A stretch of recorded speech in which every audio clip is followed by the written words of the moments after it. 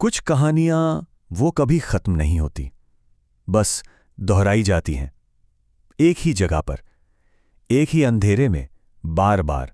और हर बार उन्हें एक नया शिकार चाहिए होता है।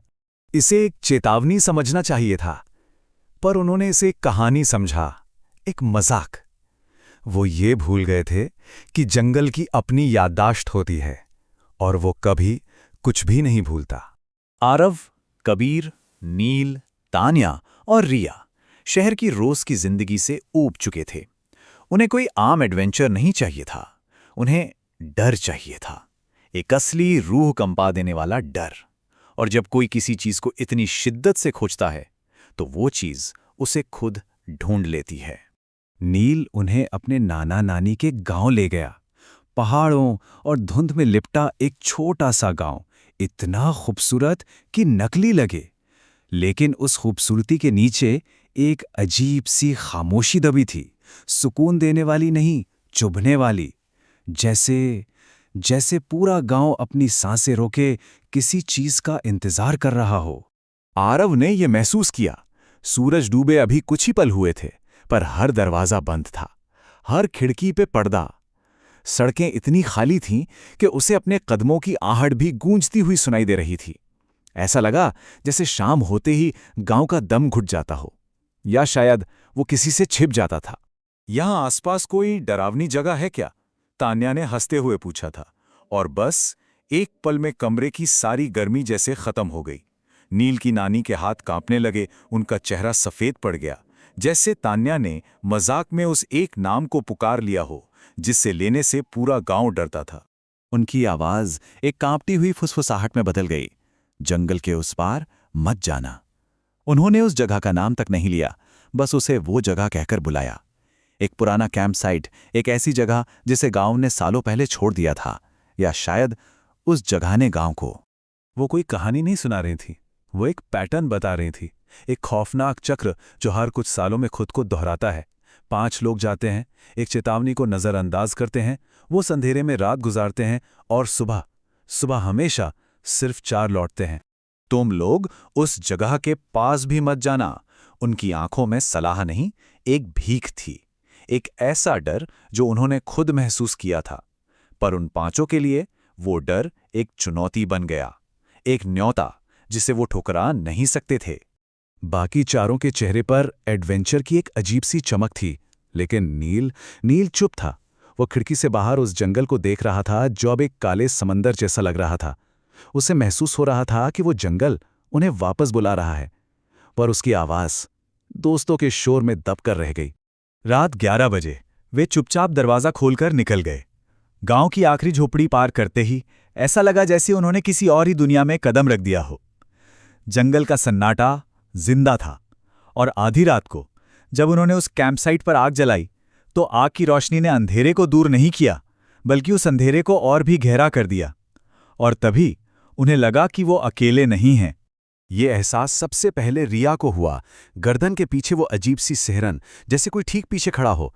उसने हिम्मत करके आग की लपटों के पार पेड़ों के बीच के अंधेरे में देखा, और उसे यकीन हो गया, वहां कोई था, देख रहा था, बिना पलके झपकाए, बस इंतजार कर रहा था।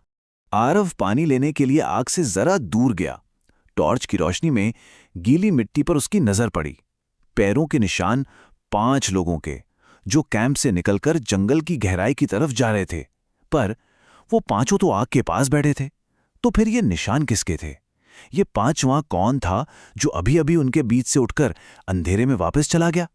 और तभी वो आवाज आई, किसी जानवर की नहीं, एक इंसान की चीख।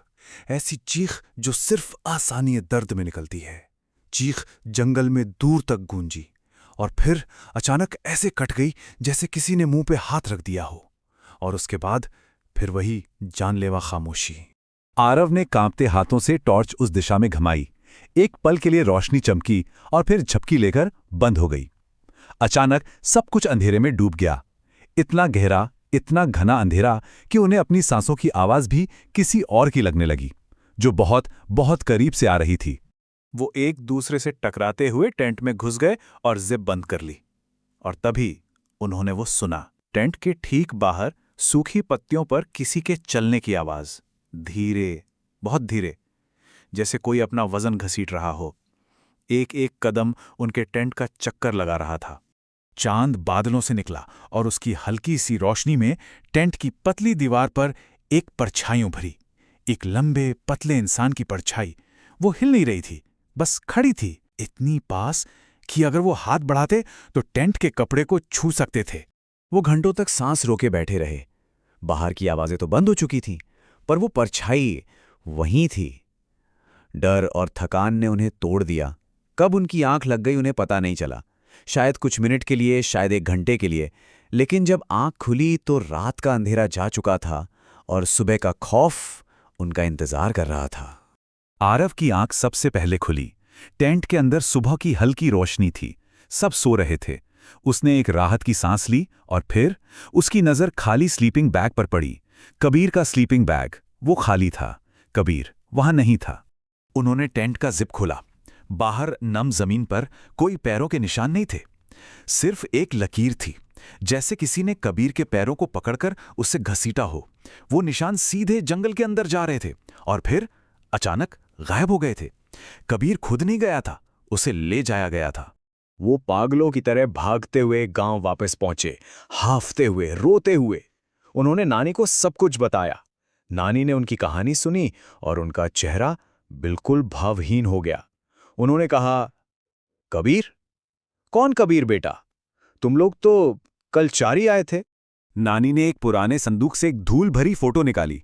वो 20 साल पुरानी थी, उसी कैंप साइट की। फोटो में 5 मुस्कुराते हुए लड़के थे और उनमें से एक बिल्कुल कबीर जैसा दिखता था। नानी ने बताया, ये 20 साल पहले गायब हो गया था, उसी जगह से। अभी आरव का फोन बीप हुआ। एक अननोन नंबर से मैसेज आया था।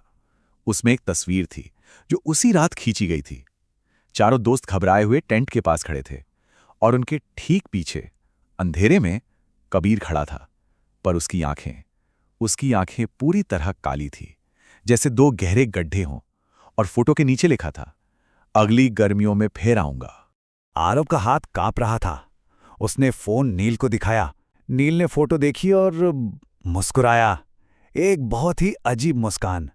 उसकी मुस्कान फैलती गई और उसका चेहरा धीरे धीरे बदलने लगा। उसकी आंखें काली होने लगी और वो कबीर बन गया।